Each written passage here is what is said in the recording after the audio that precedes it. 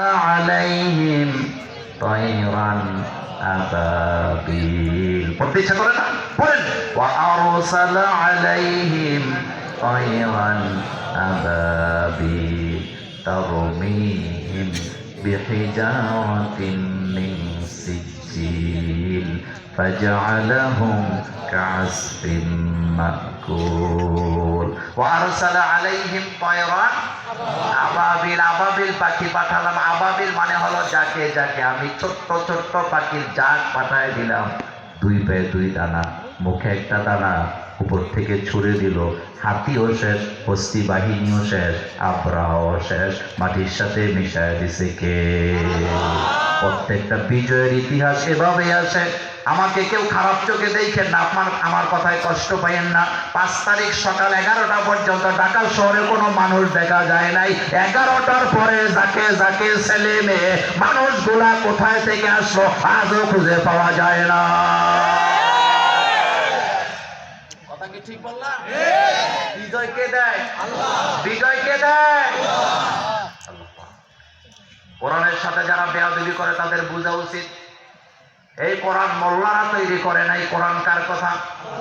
Wine কুনতুম ফি রাইবিম মিম্মা নাযালনা আলা আবদিনা ফাআতু বিসূরাতিন মিন মিসলি। কোরআন নিয়ে যদি সন্দেহ করো, আমার বান্দার প্রতি যে কোরআন আমি নাযিল করছি তোমার কাছে যদি সন্দেহ হয়, কোরআনের মতো করে সূরা বানাও। 1400 বছর হয়ে গেছে, একটা আয়াত বানাবার ক্ষমতা কারো নেই। রাসূলের উপরে আল্লাহ কোরআন নাযিল করলেন। কেন করলেন?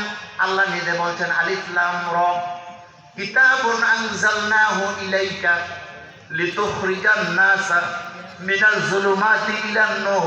ও নবী, আপনার উপরে আমি কিতাব নাযিল করলাম যাতে করে মানব মণ্ডলীকে আপনি অন্ধকার থেকে আলোর রাস্তাটা দেখায় দিতে পারেন। তাহলে কোরআন যেখানে আছে আলো সেখানে আছে না? না। কোরআন ছাড়া মানুষগুলি কতটা অন্ধকারে তার একটা বাস্তব প্রমাণ দিই। আজকে একটা পত্রিকা পড়তেছিলাম, আপনারা সজাগ আছেন তো? পত্রিকায় দেখলাম বাংলাদেশে বর্তমানে যে সমস্ত নেতা নেত্রীরা জেলখানায় আছে তাদের দিন কাটে কিভাবে। আগে তো মোল্লারা জেলখানায় আছিল, তো মোল্লা যায় যেখানে মোল্লাগিরি করে। আমাদের ঢাকা কুমিল্লায় ঢেকি বলি, যেটা দিয়ে ধান বানে। আপনারা কি বলেন? আমাদের এলাকায় একটা কথা প্রবাদ বাক্য আছে, ঢেকি স্বর্গে গেলেও। আপনাদের এলাকায় বলে? আচ্ছা একটু বলেন, ঢেকি স্বর্গে গেলে কি বলে? আগে তো হুজুররা জেলখানায় আসছিল, ইসলামী আন্দোলনের নেতারা জেলে আসছিল, জেলখানায় বসে বসে তাহাজ্জুদ, কোরআনের তালিম, তারবিয়ত, ইসলামী আন্দোলনের দাওয়াত। জেল থেকে যে বাইর হয়েছে সব ইসলামী আন্দোলনের কর্মী। কিন্তু বর্তমানে যারা জেলে আছে তারা জেলখানায় করেটা কি? এটা একটা পত্রিকাতে আজকে কলাম। হেডলাইনটা দেখার পরে আমার খুব কৌতূহল জাগছে, একটু পড়া দেখি জিনিসটা কি। পরে দেখলাম ভিতরে লেখা, বর্তমান নেতাদের কারো মন ভালো নাই। কি করে? কয় জেলখানায় বসে বসে লুডু খেলে, তাস খেলে, এখনো শেষ হয় নাই, আরেকটা কাজ করে। তারা নাকি তামিলনাড়ুর ছবি দেখে। কি দেখে? আমি একজনের জিজ্ঞেলাম, ভাই তামিলনাড়ু সিনেমাতে কি দেখা? কোনকে ঘুষে ঘুষে।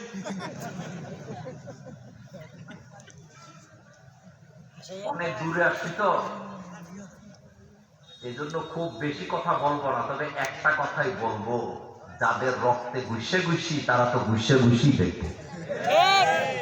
আচ্ছা আপনাদের কাছে জানতে চাই, আল্লাহ যে জেলখানায় নিলেন, আল্লাহ একটা সুযোগ দিছে না? এখন ইবাদত করার সুযোগ দিছে কিনা? অনেক আলেম জেলখানায় থেকে থেকে হাফেজে কোরআন হয়েছে। আপনাদের মনে আছে হযরত ইউসুফ আলাইহিস সালাম? হযরত ইউসুফ আলাইহিস সালামকে যখন জেলখানায় ঢোকানো হচ্ছিল, ইউসুফ আলাইহিস সালাম জেলখানার গেটের দিকে তাকায় বলতেছিলেন, আল্লাহ আমি বুঝে গেছি তুমি আমার জন্য জেলখানাটা পছন্দ করছো, তবে জেলে ঢুকে আমি বসে থাকবো না, এমন কোন আসামি থাকবে না যাদের কাছে আমি তাওহীদের দাওয়াত দেব না। আপনি আপনি শুধু মিলাবেন জাতে জাত মিলি কিনা। বিনা কারণে আলেমদের পায়ে ডান্ডাবিড়ি পরাইয়া বছরের পর বছর জেলে রাখার পরও মনকে ভেঙে দেওয়া যায় না। তারা সেখানে তাহাজ্জুদ করেছেন, কোরআন হাফজ করেছেন, ইসলামী আন্দোলনের দাওয়াত দিয়েছেন, আর এখন চোর আর বাটপারেরা জেলখানায় বসে লুডু খেলা শুরু করে দিয়েছে। এতদিন খেলছে আমাদের জীবন নিয়ে, কথা কর না কেন? এতদিন খেলছে আমাদের জীবন নিয়ে, আমাদের কোরআন নিয়ে, আমাদের অর্থনীতি নিয়ে, আমাদের সমাজনীতি নিয়ে, আমাদের পড়াশোনা নিয়ে। তো আজকে আমি কোরআনুল কারীমের সর্বশেষ সূরা থেকে 6 আয়াতের 3টি আয়াতের কথা বলে আমি মুনাজাত দেব আপনাদেরকে নিয়ে। ইনশাআল্লাহ। লা ইলমা লানা ইল্লা মা আল্লামতানা। আমাদের কাছে কোনো জ্ঞানই নাই। আমরা জ্ঞান পাই কার কাছ থেকে? বলেন রব্বি জিদনি ইলমা। এবার আমার সাথে বলেন আউযু বিল্লাহি মিনাশ শাইতানির রাজীম। বিসমিল্লাহির রহমানির রহিম। কুল আউযু বিরাব্বিন নাস। পড়তে ইচ্ছা করে না? পড়েন। কুল আউযু বিরাব্বিন নাস মালিকিন নাস ইলাহিন নাস মিন শাররিল ওয়াসওয়াসিল খান্নাস আল্লাযী ইউওয়াসওয়িসু ফি সুদুরিন নাস মিনাল জিন্নাতি ওয়ান নাস। সূরার নাম সূরাতুন নাস। নাস শব্দের অর্থ হলো মানুষ। মানুষ বললে দিনাজপুরের মানুষ বোঝায় না, সারা পৃথিবীর মানুষ বোঝায়। মানুষ বললে শুধু মুসলিম জাতিকে বোঝায় না, সারা পৃথিবী মানুষকে বোঝায়। এই সূরাটিতে আয়াত সংখ্যা 6, রুকু 1। সূরাটা নাযিল হয়েছে মক্কায়। বলেন তো সূরার নাম কি? নাস অর্থ কি? আয়াত কয়টা? রুকু কয়টা? নাযিল হয়েছে কোথায়? এই সূরার শিক্ষা হলো 6টা। কয়টা? 6টা। প্রথম 3 আয়াতে 3টা, পরের 3 আয়াতে 3টা। প্রথম 3 আয়াতের শিক্ষা 1 নম্বরে রুবুবিয়ত। বলেন কি? রুবুবিয়ত। আলেম ওলামারা বলেন কি? রুবুবিয়ত। 2 নম্বরে মালিকিয়ত বা মুলকিয়ত। 3 নম্বরে উলুহিয়ত বা ইলাহিয়ত। কয়টা হয়েছে ভাই বলেন তো কয়টা? 1 নম্বরে হচ্ছে রুবুবিয়ত, আমাদের রব কে? আল্লাহ। সবাই চিল্লায় বলো আমাদের রব কে? আল্লাহ। এটা হলো কুল আউযু বিরাব্বিন নাসের প্রথম আয়াতের শিক্ষা।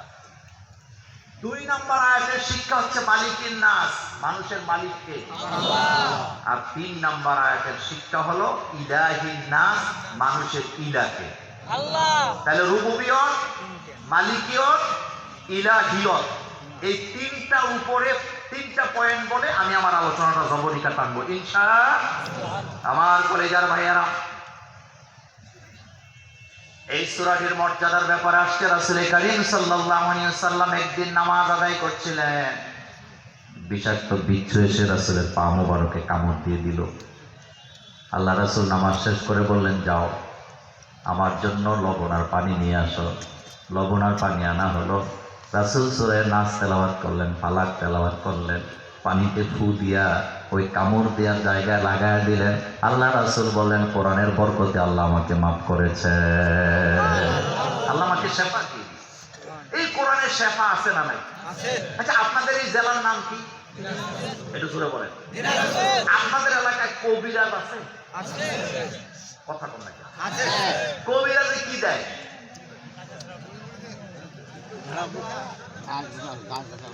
তাবিজ দেয় না? সেটা কর না, কি দেয়? তাবিজ দেয় না? আচ্ছা, তাবিজের পেছনে পুরুষেরা বেশি দৌড়ায় না নারীরা বেশি দৌড়ায়? আজকের মাহফিলে মাহফুজ নাই। রাসূল কারীম সাল্লাল্লাহু আলাইহি ওয়াসাল্লাম বলছেন, মান তাআল্লাকা তামিমাতান ফাকাদ আশরাক। যারা তাবিজের সাথে সম্পর্ক রাখবে তারা আল্লাহর সাথে শিরিক করলো। ভালোবাসার তাবিজ, ভালোবাসার আংটি, লাখপতি হওয়ার আংটি বাজারে বাজারে আছে না না? আচ্ছা, আপনার কাছে একটা প্রশ্ন আমার। আপনাদের দিনাজপুরের বাজারে একটা লোক আংটি বেচতেছে, লাখপতি হওয়ার আংটি। তার কাছে 10,000 আংটি আছে, অথবা 500 আংটি আছে, অথবা 100 আংটি আছে। এক একটা আংটির দাম 100 টাকা। সে আপনাকে ডাকতেছে 100 টাকার আংটি দিয়ে লাখপতি হওয়া যায়। এখন আপনার কাছে জানতে চাই, তার আংটি দিয়ে যদি লাখপতি হওয়া যায় তো তাইলে সে হকারি করে কেন? কথা কন না কেন? আংটি দিয়ে যদি লাখপতি হওয়া যায় তাহলে যে আংটি বিক্রি করে সে হয়তো বাংলাদেশের সেরা করদাতা। কথা বুঝাইতে পারি না? আচ্ছা, সম্পদ কে দেয়? দুনিয়ার সব নবীরা সম্পদ চাইছে কার কাছে?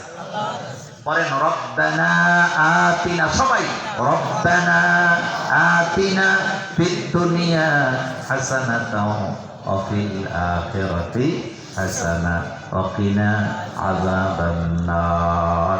সম্পদ যদি চাইতে হয়, চাইতে হবে কার কাছে?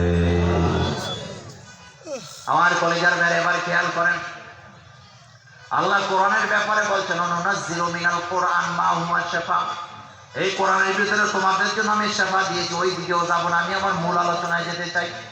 রাসূল কারীম সাল্লাল্লাহু আলাইহি ওয়াসাল্লামকে ইহুদিরা জাদু করলে রাসূলের চুল চুরি করে নিয়ে গিট দিয়া কুয়ার ভিতরে ফেলে দিছে। রাসূলের কোনো কিছু মনে থাকে না জাদুর আসরে। আল্লাহ 2টা সূরা দিলেন রাসূলকে, প্রতিনিয়ত তেলাওয়াত করলেন। আল্লাহ রাসূলকে জাদু মুক্ত করে দিলেন কে? এটাই হলো সত্য কথা।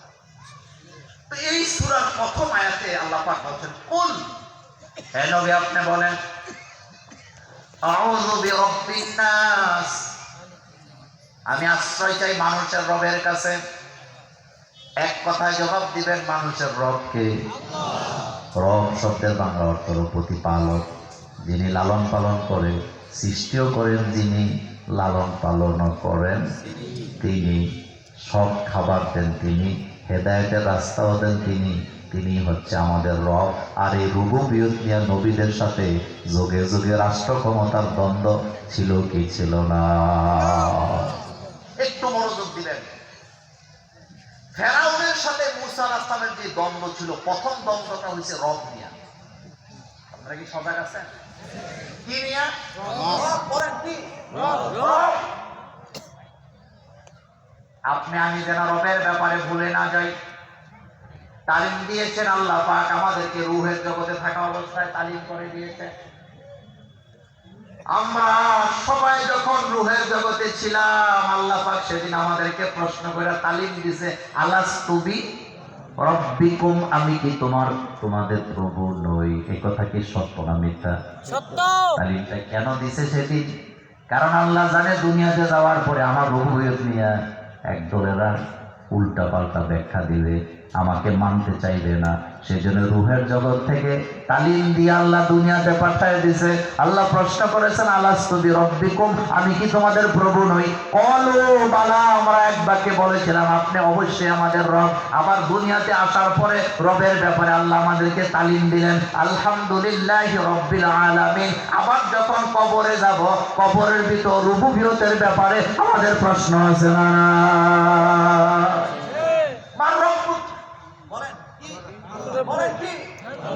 তাহলে রুবুবিয়ত নিয়ে যুগে যুগে দ্বন্দ্ব ছিল নাকি ছিল না? এখন বোধহয় নাই। এখন বোধহয় নাই। এক দলেরা রবের আইন চায়, আরেক দলেরা মানব রচিত আইন চায়। যারা রবের আইন চায় তারা রবের উপরে, রবের প্রতি ভরসা করে, আস্থা রাখে, বিশ্বাস রাখে। আর রবের প্রতি আস্থা বিশ্বাস রাখলে তাদের রাজনীতি করার কোনো অধিকার নাই, এমন সংবিধানও বাংলাদেশে আছে না?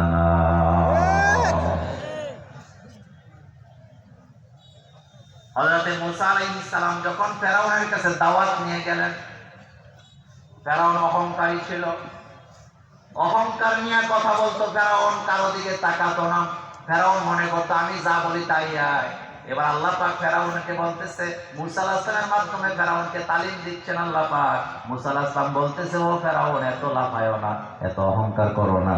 মিনহা খলাকনাকুম, এই দোয়া আপনারা পারেন? হ্যাঁ, পরে মিনহা খলাকনাকুম ওয়া ফিহা নুঈদুকুম ওয়া মিনহা নুখরিজুকুম তারাতান উখরা। ও কলিজার ভাইরা, ফেরাউন অহংকার করার পরে এই আয়াত সর্বপ্রথম মুসা আলাইহিস সালাম ফেরাউনের সামনে তেলাওয়াত করে শোনায় দিলেন। মিনহা খলাকনা